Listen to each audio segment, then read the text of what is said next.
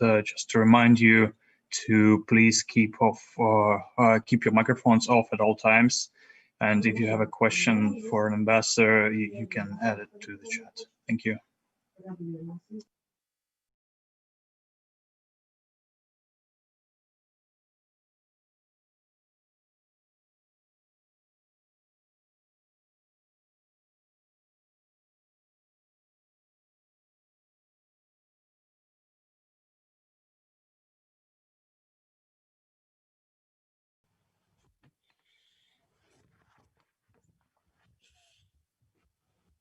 Здравствуйте, уважаемые коллеги, кто собрался на лекцию посла Германии в России, господина Andreas von Geyr. Сейчас он к нам присоединится, и мы официально его вам представим.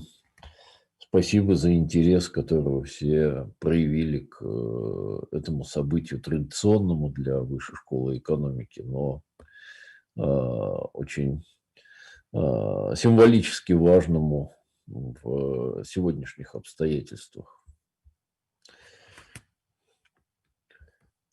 Так, мы ждем пока. Я видел ряд коллег из посольства, которые к нам вошли. Я думаю, что скоро войдет и посол. А вот вошел господин Andreas von Geyr. Well, my official introduction will be that, dear colleagues, dear ambassador, today we have the honor to welcome Géza Andreas von Geyr, the ambassador of the Federal Republic of Germany in the Russian Federation, here in HEC. And our university has been enjoying long-term and fruitful cooperation with Germany, with a long number of German establishments, academic universities, research institutes. And earlier today, we just had the opportunity to discuss these matters, these problems of our cooperation with ambassador, and I hope that we could not only continue our academic links, our student exchanges, our research cooperation, but we should try to develop it, and we should try to extend our cooperation in the coming years. The academic links usually are the strongest, as well as cultural links between different nations, despite of political circumstances, global struggle, and so on. It's some kind of reserve resources for global stability. And in my opinion, the cooperation between German and academic students, German and academic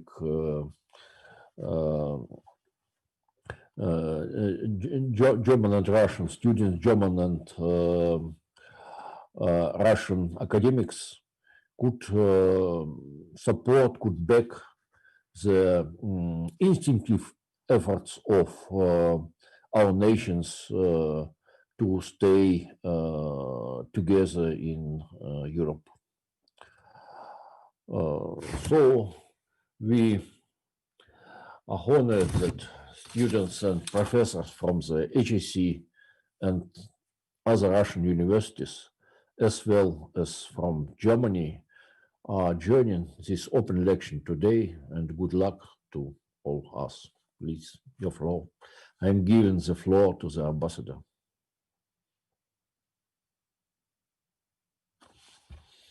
No, you should turn on. Okay, now it's okay. No, it should be okay. Thank you very much for the nice introduction, and I just can echo what you said. Scientific cooperation and academic cooperation does have a very special value between nations, and we have to do the utmost to continue and to reinforce in our globalized reality. I think this is something very precious, and we have to take good care for that. By this, let me thank you for the invitation to speak to you today. It's unusual. It's due to the pandemic. We do it virtually. I'm really sorry that I cannot talk to you, especially to you, the students, face to face. But I enjoy very much that I can reach out to so many of you at the same time. And just a remark before I start with the lecture. I'm alone here in the room from where I'm talking to you, but somewhere in the cyberspace, there is quite some colleagues of mine from the embassy. And after the lecture, please feel free to ask any question you wish, even on topics I might not have touched. And if it's specific, as I said, there is colleagues of mine with us who will be happy to give you answers. So I'm especially grateful for the invitation, as your university is one of the best and one of the most prestigious in Russia. And it's definitely an excellent venue to talk about Europe. From the beginning on, the HSC has established strong cooperation with European universities and with European institutions. The ties in education and science between Russia and Europe go far back in history. They were mutually enriching, and they still are. That's why we can say that the DNA of so many universities in Russia is very much European. And we Europeans, we learned a lot from Russian science and academic expertise. If I may just take for a minute my country, Germany, cooperation and exchange in education and science is one of the most solid and stable links between our two countries. And for me, it's one of the most precious, because I take it as a strong investment into our common future. And I may say, yes, I'm proud that today Germany is the top destination for students from the Russian Federation going abroad.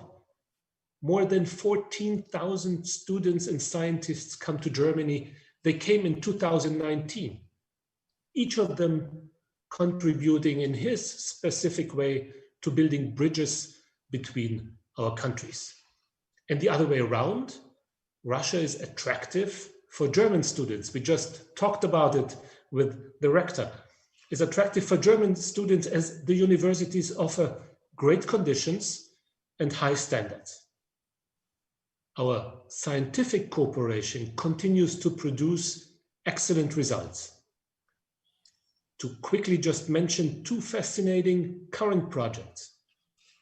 Russian and German research centers work together on the European X-FEL, the largest X-ray laser in the world. And Russian and German researchers jointly took part in the largest Arctic research expedition ever, called Mosaic, which was successfully completed just a few weeks ago. And this bond continues to grow. We have just concluded a bilateral year of higher education cooperation and science. And a few weeks ago in September, we have started our year of Germany in Russia, which includes a multitude of education and research-related events and projects. This takes me already to the first topic I wish to talk to you today. So you see, now we become European. What I just mentioned, the bilateral aspects, shines a light on only some of the many layers of relations Russian universities and scientific institutions enjoy with European countries. I'm convinced if we add them all up, the Euro-Russian dimension would turn out as one of the strongest partnerships in education and science worldwide.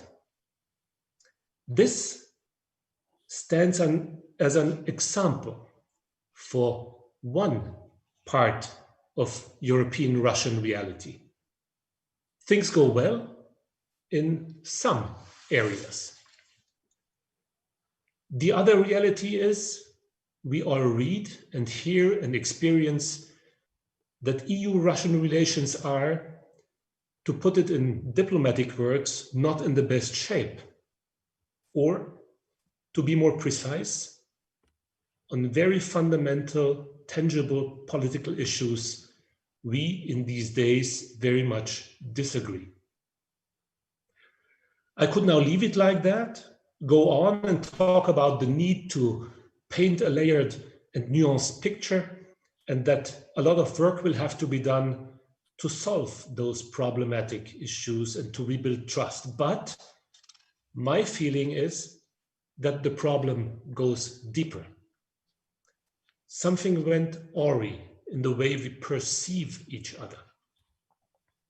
Are we still both convinced that good European-Russian relations are in both of ours long-term interest? So do we give this relationship, be it currently good or bad, a strategic depth it should have? And even more basic, do we still understand each other well enough? Do we explain our views well enough? Are we attentive enough when listening to each other? Or how do we talk about each other? I'm convinced that the time has come to reflect well on all this. If we do not take our time to do that, the very core of our relationship could be seriously harmed. This is what I have in mind talking to you about Europe today. To explain and to be ready to understand in both directions. This is, if you so wish, the essence of diplomacy. So what in fact I already started with is to explain my views, offer some remarks on Europe, and I will do this in the form of answers to questions I very often hear. My remarks, this I have to say, will be personal ones, not official positions of my government or of the German EU presidency or Council of Europe chairmanship. It's more, if you so wish, a European talking with fellow Europeans. And the other way around, of course, I'm ready to hear your remarks and to learn from you. And speaking about Europe, I mean, of course, a wider scope of countries than the 27 member states of the EU. At the same time, the EU as such is not only part of this Europe, it has the essential, decisive role. It has reached a degree of integration the European continent in modern times has never seen before. So the first topic and the first question I would like to talk to you was, is the current discussion on European-Russian relations adequate? You have just heard my answer. It is not. My further remarks will now be on the following questions. I just mentioned them quickly so you can maybe better follow the answers I give. The next question will be, is there a core ratio of European integration? Then I will deal with the question, what is the motor keeping Europe alive? Then is the supertanker Europe able to adapt in the globalized world? Then is the European model outdated, as I sometimes hear? Then is Europe ready for the globalized future? And finally, which future for European-Russian relations? So by this, I would turn to my second topic. Is there a core ratio for European integration? Sometimes when I follow discussions here in Russia, and not only here, I think that Europe must be a lost cause. Statements are made creating an image of a continent all but united.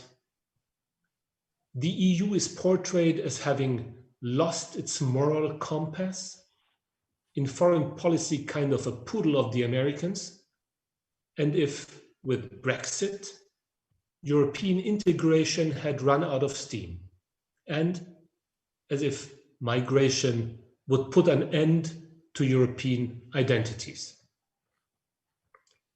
So, what does European integration, in my understanding, stand for? This year we celebrated the 75th anniversary of the end of the Second World War. All over the world, we did so, all over Europe, and especially here in Russia. I was personally deeply moved listening in September to Johannes Brahms' Requiem, played and sung in Moscow's Lutheran Cathedral by Russian musicians, conducted by an Israeli maestro, in honor of the many millions who lost their lives in the most terrible of all wars, and in the Holocaust, both caused by my country, Germany. What did not succeed after World War I was successful after 1945. Countries in the western part of this continent, who through centuries had fought wars against each other, decided to integrate step by step so that wars amongst them would no more be possible or indeed thinkable. The dimension of this is unique. Proud nation states, hundreds of years old, started to merge parts of their sovereignty and handed them over to shared institutions. A community of European nations was built, of nations committed to democracy, freedom, and the rule of law. Out of this very spirit and rationale evolved what is now the European Union. And after the fall of the Iron Curtain, it attracted countries who finally regained their freedom, including their freedom to choose partners.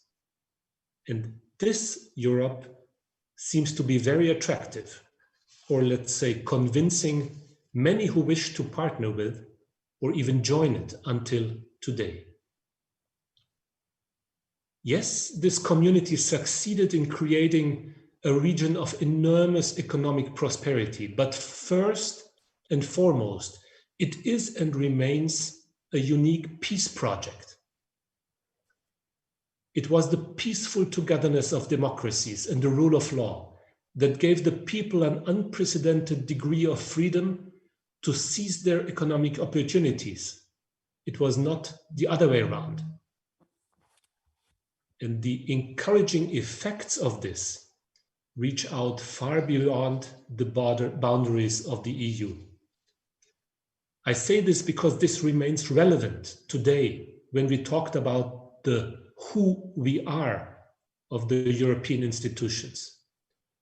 The answer to the why of European integration is to be found on the countless military cemeteries all over Europe including here in Russia.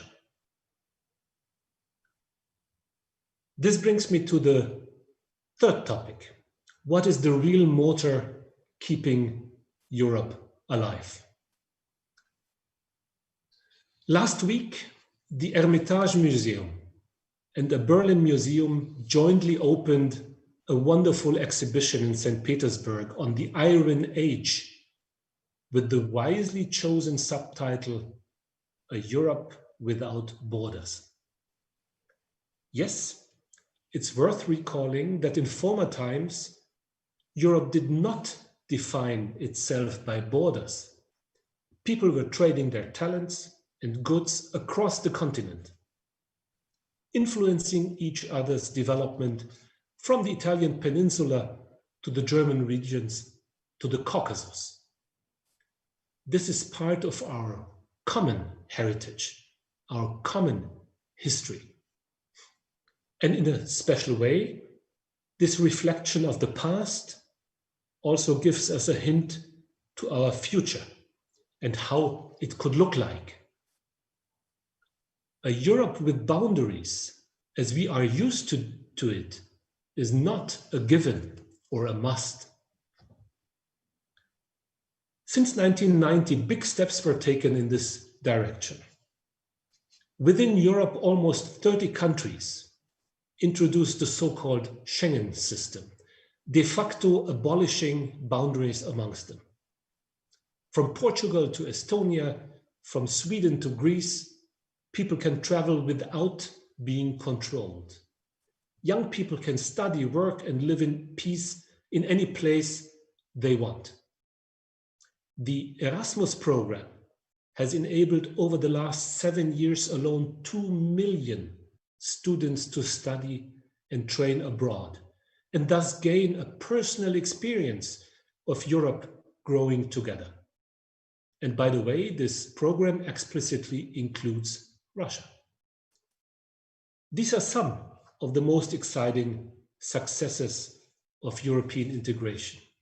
Others are the euro, a common currency well appreciated in the world in which most EU members participate. Or think about the economic powerhouses, Germany, France, or Italy.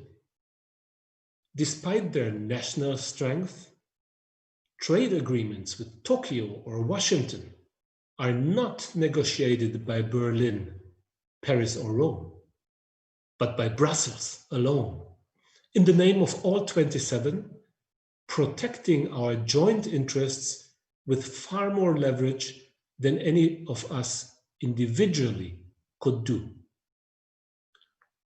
Think about the Council of Europe with its unique mechanism of protecting human rights and defining human rights standards, accessible for every citizen. Next year, we'll celebrate 25 years of Russia's membership. 2019 alone, some 1,000 Russians turned to this European court. Or recall the mechanisms established in the OSCE on transparency, confidence building, and verification, where again Russia is member. Its mechanisms were essential for the overall peaceful end of the Cold War in Europe. Today, its instruments serve to at least calming down the conflict in eastern Ukraine. The OSCE is asked to continue giving a framework for negotiations on the future of Nagorno-Karabakh and could well help solve the crisis in Moscow, in Belarus. And by the way, the OSCE was invited to observe the presidential elections in the USA, as it is in many European countries. And I could mention many more areas. Has Europe established a perfect system? No. There is daily work being done to intensify, to improve, to readjust. But is European integration a lost cause? Definitely not. And this is the point I want to make. What generated European integration in the first place And what pushes it further, as it did in all the areas I just mentioned, is its unique way of interacting of countries. It's the culture of compromising. In fact, European integration, especially the EU as such, is probably the most efficient compromising machine the world has ever seen. Every day, EU member states meet on different levels on a multitude of issues to discuss, propose, regulate, improve, correct, decide together. Yes, we all know that there are issues the Union sometimes can't find a common view on. But compared to the amount of successful coordination and joint decisions, those are just very few. And yes, decision-making might be complicated, sometimes slow, requiring a lot of patience. But let me ask, is there any other group of 27 countries constantly defining common policy on almost all areas of politics quickly and effectively like the EU? I don't think so. It's the readiness to compromise, which is the motor of European integration. And compromising becomes possible because all member states are convinced that peace and prosperity are best preserved in togetherness, and because they all are bound to democratic values and the rule of law. My next topic is this supertanker Europe able to adapt? The culture of compromising is demanding. We experience this daily. Even we EU ambassadors do here in Moscow when we meet. Searching for common positions is not easy, but fair compromises make the solutions found sustainable. Again, a deeper look into the EU, why not on the most difficult current crisis situations? Let's take Corona. When the pandemic emerged, no country on the globe was ready, was really prepared. Everywhere, the search began for an acceptable balance between medical and economic health. And of course, first reactions were national and inward-looking. It took a while until the EU found a common approach.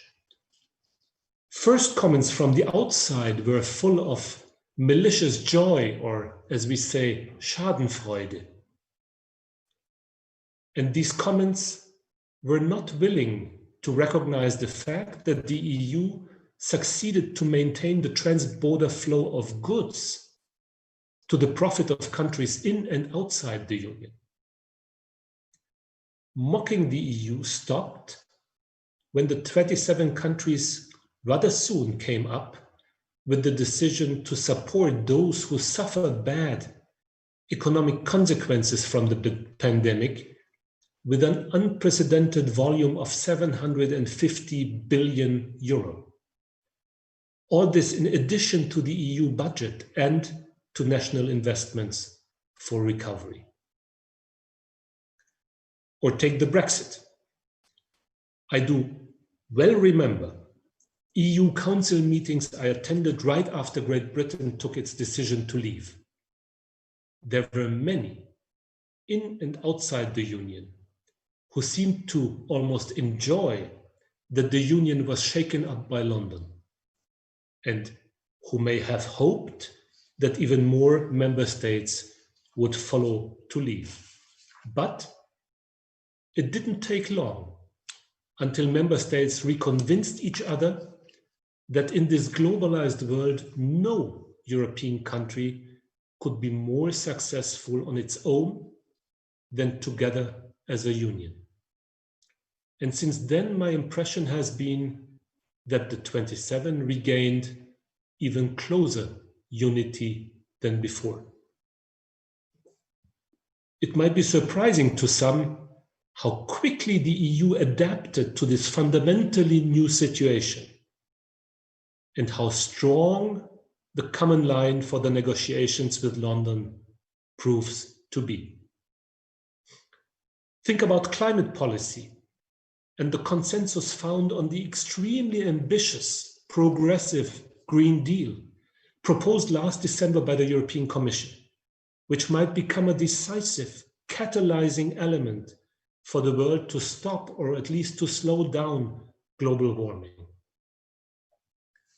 Or take foreign policy in the last weeks. The fact that the 27 rather quickly agreed on sanctioning those in Belarus responsible for election fraud and violence against their own people will have been a surprise for some who might have hoped that the Union be split on this question. The EU is not, and kept a clear position, faithful to standards we agree upon in the frame of the OSCE.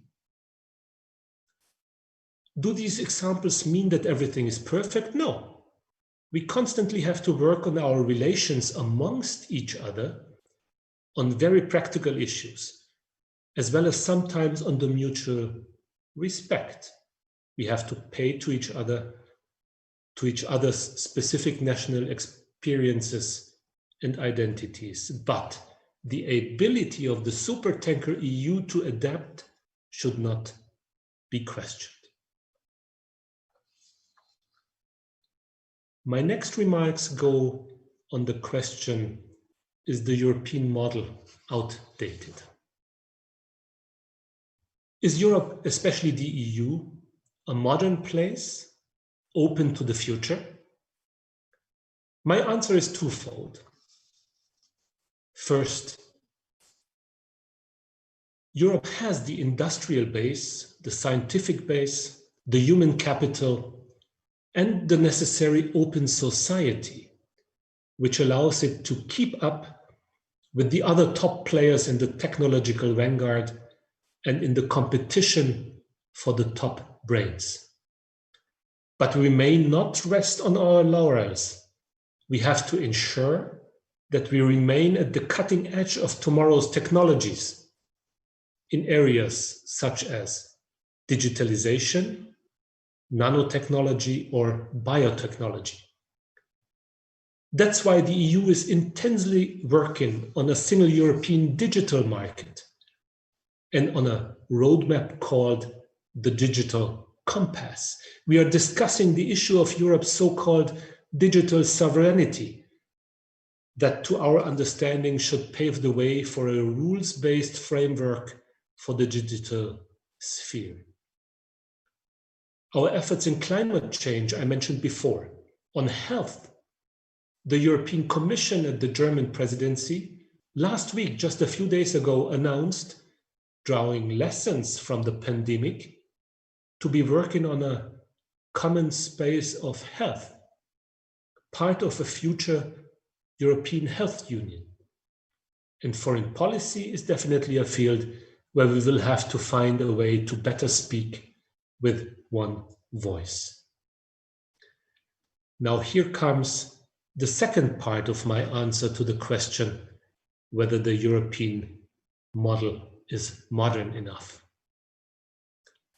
If we look at all the key challenges we are faced by globalization, be it climate change, reducing poverty, the question of a fair access of all to the more and more limited natural resources of the planet, establishing rules in the information and cyberspace. If we look to these challenges, we see that solutions will only be found in more and more togetherness. And what I mean is togetherness across nations, across countries, and across continents.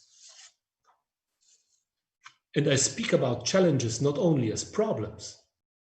It's all the wonderful possibilities a globalized world and togetherness could offer, providing food and water to all humans, as well as education, medicine, and I would absolutely add freedom and security.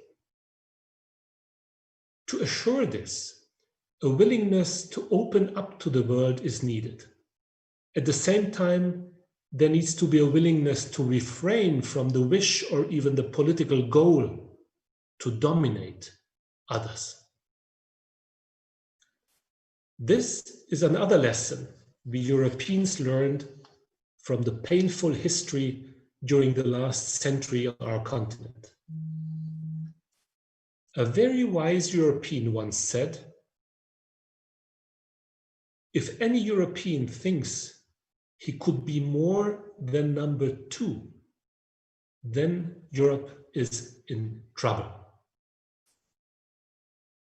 So we Europeans know from our tragic past that any policy claiming "my country first" will in the end not work for us. This is why we in the EU managed to be a community of equals, even if some of us might be economically or militarily stronger or politically more powerful than others. This is sometimes hard to sell to others because it does not match traditional lines of international power policy. But this is what defines the strength of our togetherness. And more than that, just think about this the other way around. Because the EU members as nation states regard and treat each other as equals, we together, since decades, are trained to cherish and promote both unity and diversity in a very special way. Or in other words, a high degree of tolerance is needed for Europe to exist. A croissant in France, a cappuccino in Italy, and a slivovitz in Zagreb or Prague. On this small continent, we enjoy diversity. And our cultures will never melt into one, and that is good. Diversity is at the core of our history, culture, arts, languages. At the same time, there is something that strongly unites us, and this goes beyond the joint code of legislation. It's our understanding of freedom and of the dignity of every single human being. And here I'm not just talking about the EU. Think about the Council of Europe, with 47 members, having established a highly sophisticated and intense human rights protection system. Or think about the many issues covered by the human dimension of the OSCE, setting and observing standards of the freedom of press, for free and fair elections, and so on. Maybe the best expression for what I mean that unites us, I found in the title of a book written by a British author, Jonathan Sacks, some years ago. It's called Dignity of Difference. Without space for difference and diversity, no Europe. Does this mean that just everything is possible? No, not at all. The protection of the dignity of each human and of their freedom is defining the limits of freedom. Is this undisputed in Europe? No, it's not. We all witness intense discussions on the balance between freedom and security, and these discussions are important as they show the vitality of our democracies. I give you one example. Chancellor Merkel, now during the pandemic, underlined, with a view to the necessity to limit rights and freedoms of citizens, that the virus was a tough challenge to a democratic society. And in many European countries, during the different crises of the last decade, the economic ones and so on, political forces gained momentum, who argue for exclusion and a very national way. My country too is not immune against these ideas. Currently, an extraordinary exhibition of contemporary art is being put together to be shown next year in Berlin, Paris, and in Moscow. It brings together more than 80 of the most prestigious artists from 35 European countries, including Russians, expressing themselves on Europe under the slogan "Diversity United." I'm very much looking forward to this big European event that will be part of the Year of Germany in Russia, and which fits so well with respecting and promoting cultural diversity, being one of the core tasks of the Council of Europe. So this was the second part of my answer to the question about Europe being modern. Our globalized future will ask for a high degree of tolerance across continents and cultures, of tolerance which has for a long time already been a prerequisite for our European integration. My next topic is Europe ready for the globalized future? Europe as such does not claim to be a world power, but we do have interest in peace, stability, and prosperity in the world.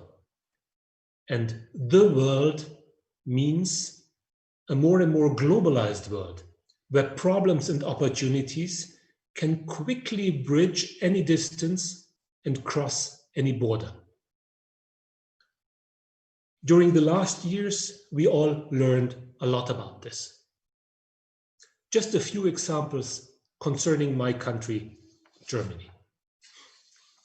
When a few years ago, Europe had to deal with the enormous influx of migrants, a German politician, now president of our federal parliament, Wolfgang Schäuble, called this a rendezvous with globalization. Or just a decade ago, nobody in Germany would have thought that our soldiers would be sent to Western Africa, Mali, training Sahel forces to fight transnational terror and trying to stabilize that so fragile part of the world. But we have understood that in the globalized reality, what seemed to be far away has become part of our own national and European security interests. Currently, especially climate change and the pandemic demonstrate that global problems need global solutions, and we have to work on them. Europe answers can and will not be building a fortress that must be shielded from a dangerous outside world. We know that our own well-being and security very much depend on the well-being and security of our neighbors. Of course, we do need a Europe that efficiently protects its external borders. And we work on that and are making progress. But at the same time, we will have to intensify opening up to neighbors and beyond, and look for partnerships with like-minded. And we will do this more and more together as EU, as our national interests become more and more identical with our joint European interests. The rationale for what I just said is rather clear. The big geostrategic trends and dynamics shift towards Asia and away from Europe. And the demographic trends describe shrinking societies in Europe, while those in Asia and Africa are growing. As a consequence, we Europeans have the choice between acting more nationally, each one of us becoming more and more irrelevant, or to intensify our unity and thus stay relevant together. This means for our partners that relations with us will stay bilateral, but at the same time they will, like it or not, become more European. Now to the last topic, which future for European-Russian relations? Having said all this, where does Russia come in? The simple answer is on almost all of it. No country can escape two things: its history and its geography. In this sense, we kind of do already live in what was called one common European house. Of course, we all make friends outside, seek best possible relations with neighbors, but moving out, that is not a realistic option for any of us. So this brings me back to the questions from the very beginning. How do we think it's best to relate to each other? Do we still follow the rules we agreed upon? How do we solve problems amongst us? Do we both still wish to build our future together? And how do we talk about each other? Each side has to make its mind up. I see, as a German and European, the following three perspectives. First, concerning the current, very problematic political questions on which we fundamentally disagree, we have to work very seriously on solutions. Be it the annexation of the Crimea, the Skripal case, the poisoning of Alexei Navalny, the massive hacking attacks on the German parliament and the OPCW, and so on. On all those issues, we have very clear EU positions, common positions. And with the so-called Tiergarten murder in Berlin, some more might have to follow. They all concern issues which are essential to the core of our European self. When international law is harshly violated and human rights are harshly violated, when rules we are bound by are violated, we cannot stay indifferent. We speak out. An EU or Europe being silent or simply tolerating or neglecting this would give up its identity. And this is not an interference into internal affairs. The Council of Europe, and in particular its Convention on Human Rights, guarantee access to a European court to the citizens of all members. On the OSCE side, in the Charter of Paris, all members are bound to commitments like abiding by common standards of human rights, democracy, and the rule of law. Refraining from the use of force against each other, respecting territorial integrity, and in adhering to a concept of joint and indivisible security. Because of these commitments, violations of basic democratic standards or human rights are no longer a purely internal affair to a member country. These are standards all European countries signed up to. Second, At the same time, we have to care about the strategic view on our relations and about areas we share the interest that cooperation is needed. 2 weeks ago, the EU delegation here in Moscow and my embassy organized an expert meeting with the Russian Council on International Affairs about this very question.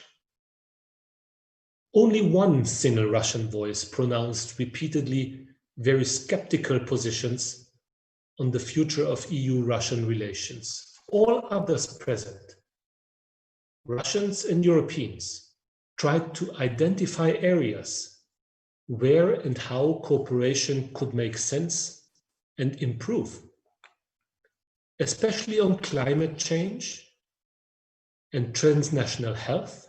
We seem to have common interest in working on common solutions.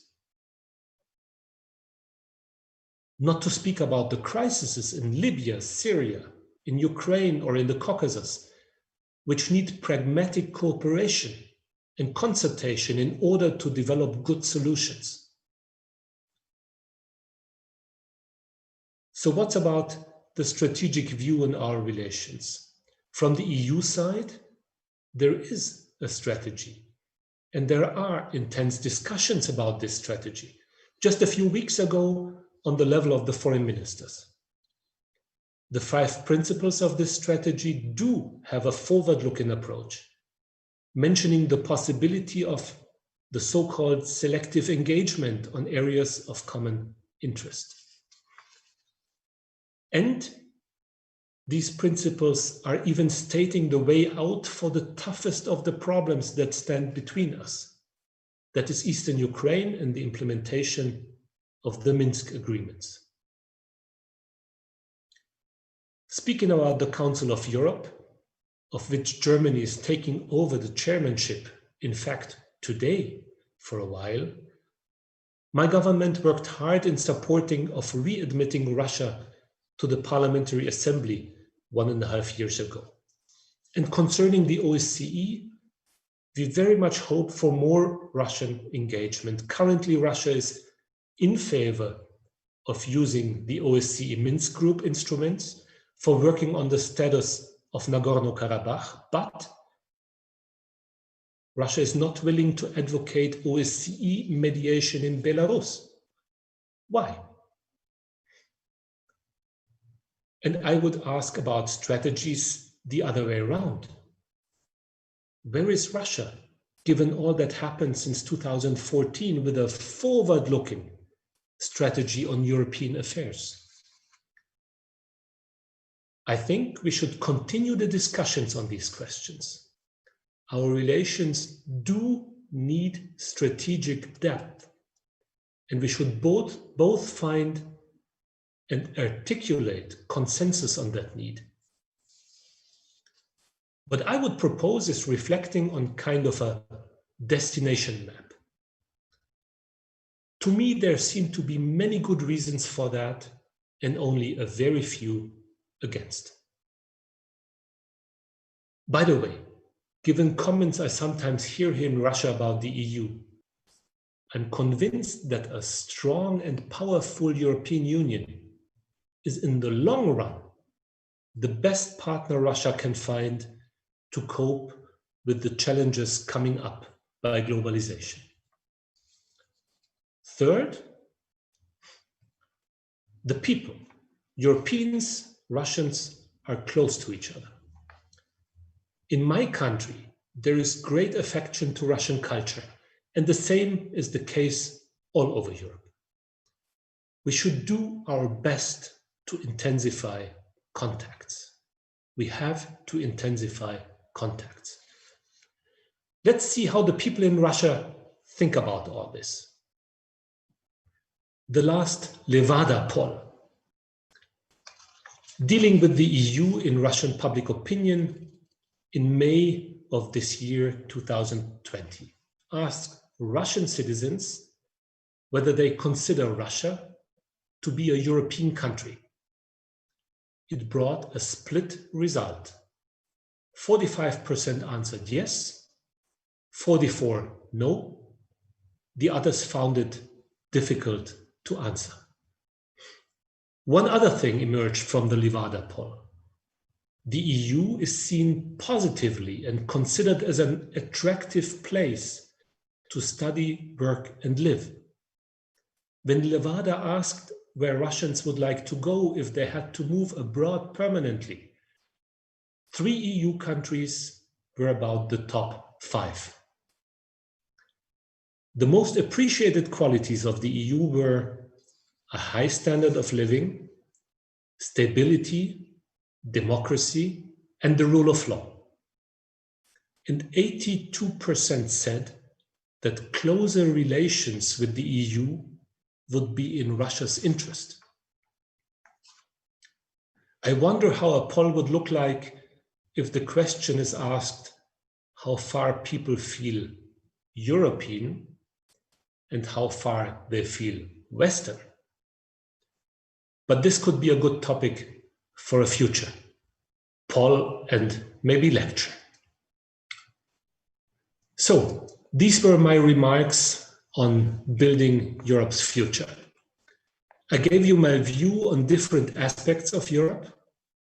I expressed my hope for Europe being taken here in Russia for what it is, not perfect, but as many European politicians put it, the best Europe we ever had. And I was trying to show how far Russia is part of all this, or could or should be in the future. But this is, of course, for Russians to decide. So, where are we? Let me end with the title of a book written on a historical topic a few years ago. It's a French title. Un seul lit pour deux rêves. Only one bed for 2 dreams.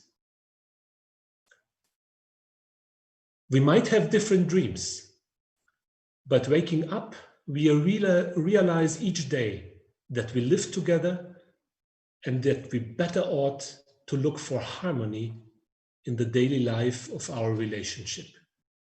Thank you very much for your patience.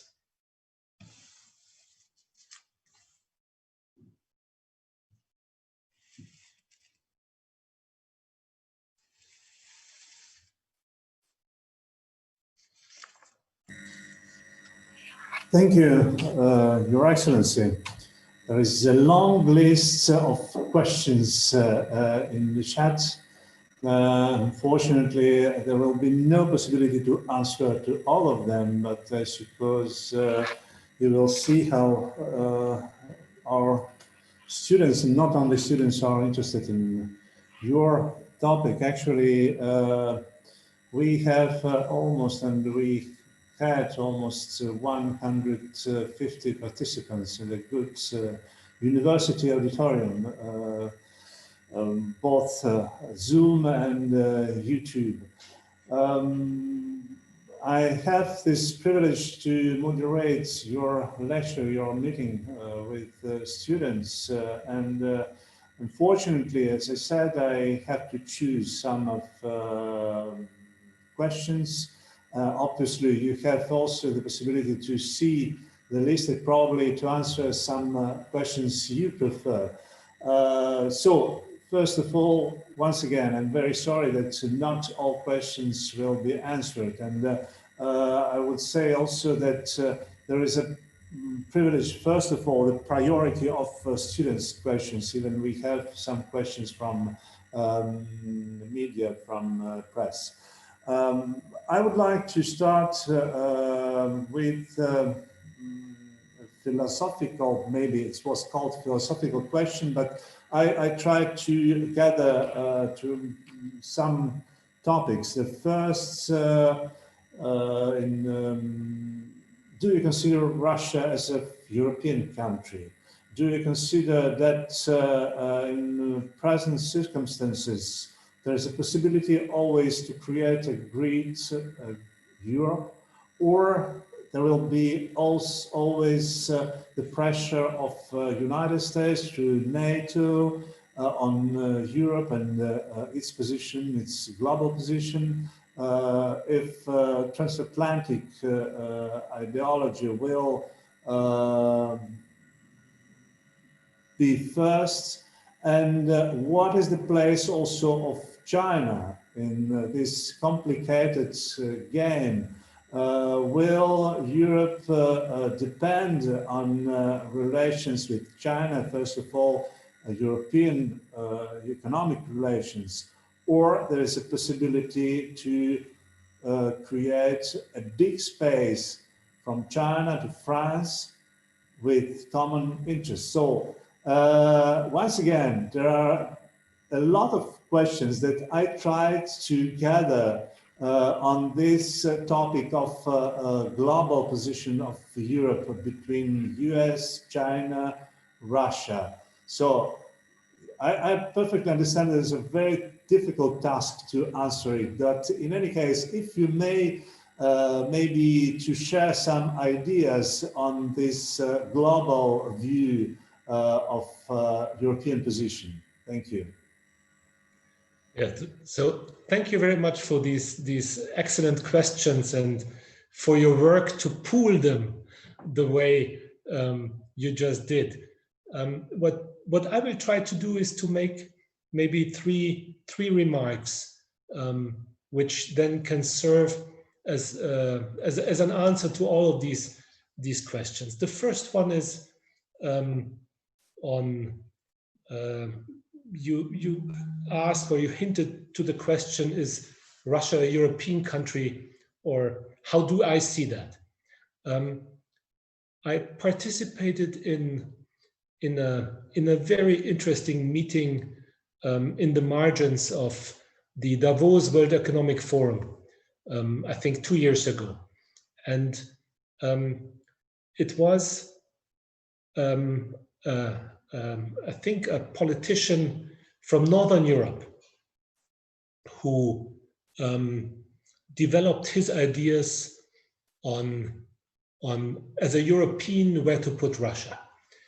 And in the end, after a complicated deliberation, he said that yes, Russia, from his point of view, or from the European point of view, is a Western country, is a European country, but not a Western country. So he made this distinction. And I often reflected on that. I think in the globalized reality, we have to dig a bit deeper. But I think there is a piece of truth in that. The identity I perceive is very often European, but not necessarily Western. The second piece of my answer is going to the question about the United States, European-American relations, and you called it transatlantic ideology. I would not call it ideology. It's a transatlantic reality that we have. And now, after the American elections, we will see how this relationship will develop. But I would put it in the following words, and this would concern the political ideas that guide politics in my country and in many other European countries. And to put it in simple words, is that there is no contradiction that we stay transatlantic in many aspects, but at the same time become much more European. It's no contradiction. It works hand in hand. From the American side, we're very often challenged with the question of burden sharing in the Atlantic togetherness. And a stronger EU, a stronger European togetherness is part of a good burden sharing as well. So this is how I would put it. We will stay transatlantic, but we wish and we're convinced that there is a need to become more and more European. Now on China. We are all interested in the unique dynamics that China is producing on the Asian continent and far beyond. There is close economic relations between my country, between the European countries and China, and we see how essential the economic relations with China are for the United States as well. And inside Asia, we just saw that in the last days with the new trade agreements between ASEAN, China, and many Asian countries. So Asia is a factor in world economy, which became a factor in world politics as well, in a growing sense in the last years. And we all should be careful to develop our political ideas and the pictures of our political future, not in a defensive way against China, but I think the important will be to give incentives to China and to convince China to be a responsible stakeholder in world affairs. With the growing economic role comes a political role that will be more and more important, and China will have to prove that in world affairs it's ready to take over responsibility. So this is my point on China. We Europeans will do the utmost to have excellent economic relations with China, but on the basis of a fair, level playing field.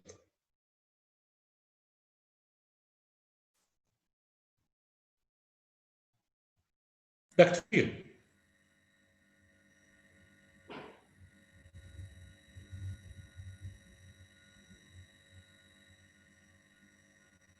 Thank you. It seems to me that there is no problem with connection. It's okay.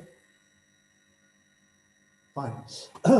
So another group of questions are very sensitive, but there are few of them, so I would like also to mention this topic. Immigration, differences of religions, even President Macron was mentioned if he insulted Muslim religion. And another point for me is quite new, limitations of places in German universities for German citizens or for German Europe citizens due to the increase of African immigrants. It sounds very strange. I know if it's true or not, but we'd like to your comments on exactly the future of Europe in the context of immigration and religion problems that we could see following what happened in Paris and Vienna recently. So maybe again a few remarks on these questions. I just would start with saying migration as such is not something bad. On the European continent, all of the nations were migrants one or the other day in history. And the problem nowadays is illegal migration. So it's not about migration as such, it's illegal migration that has to be stopped, and where the criminal traffickants in migration have to be put to court. So it's about illegal migration, which is bad, not migration as such. And migration can enrich, it can reassure societies. It's about tolerance, which is at the essence of our European working and living together I talked before. So the differences of religions are manageable as long as people are bound to the basic regulations of the state, and those go for all people. So I just make this one comment that under no circumstances, any individuals would have the right to judge themselves on other people and to execute their judgment by killing them. Yeah? This is the key question.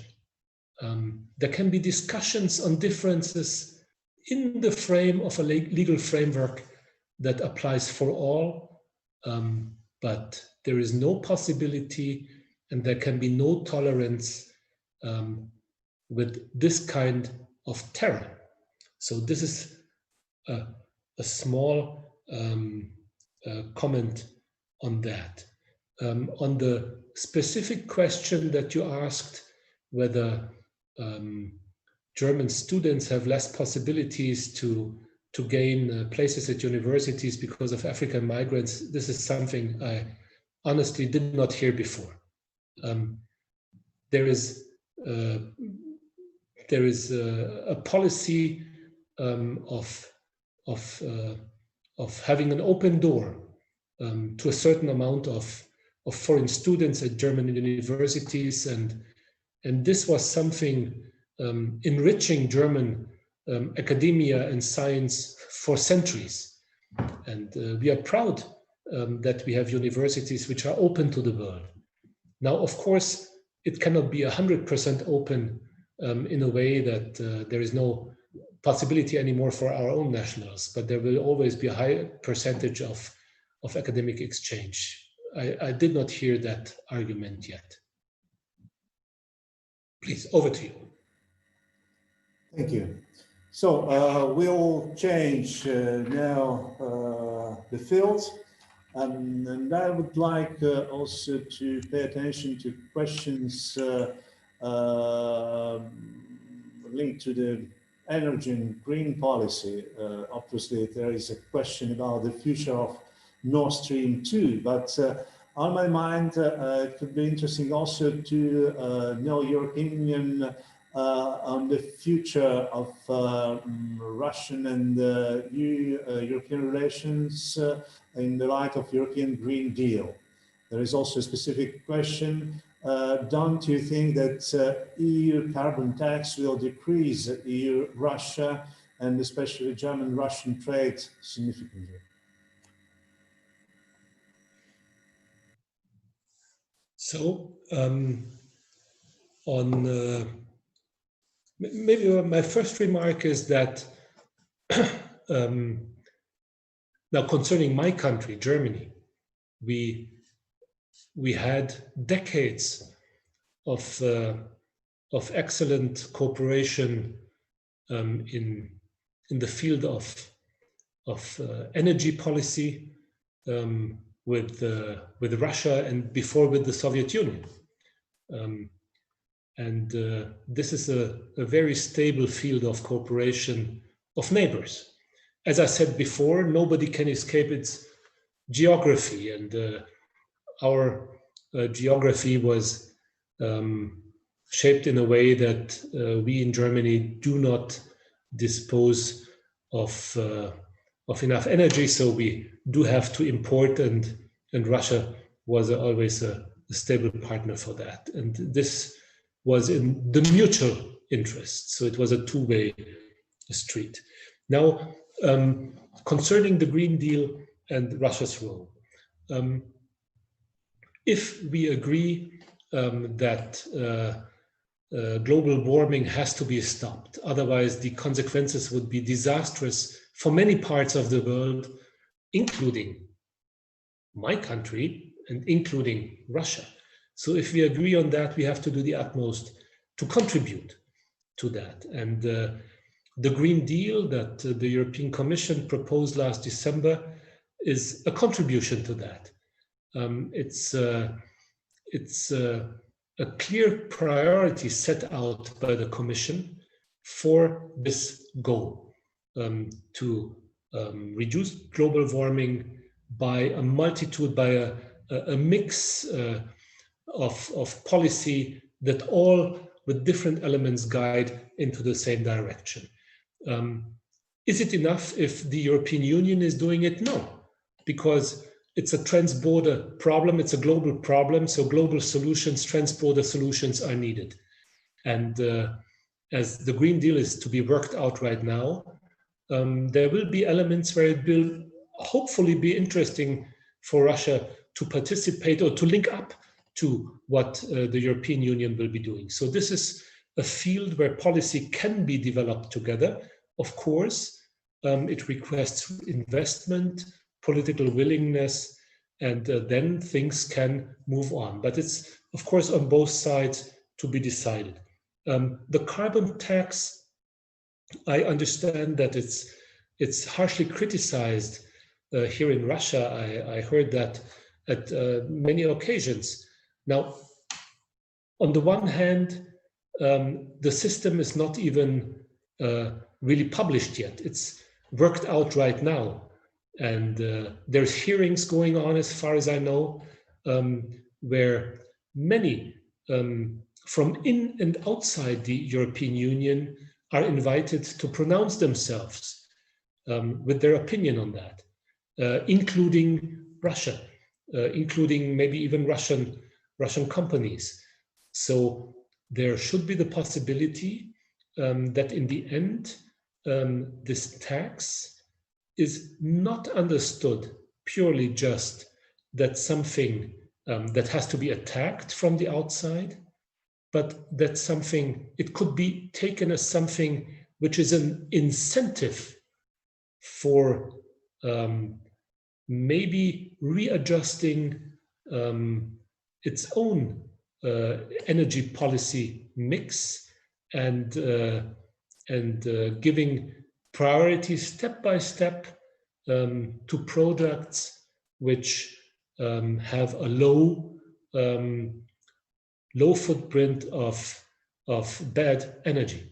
So this is the answer I would give, not to just fight carbon tax, but take it as an incentive that could be used for the right products, the rightly produced products, to be exported into the European Union.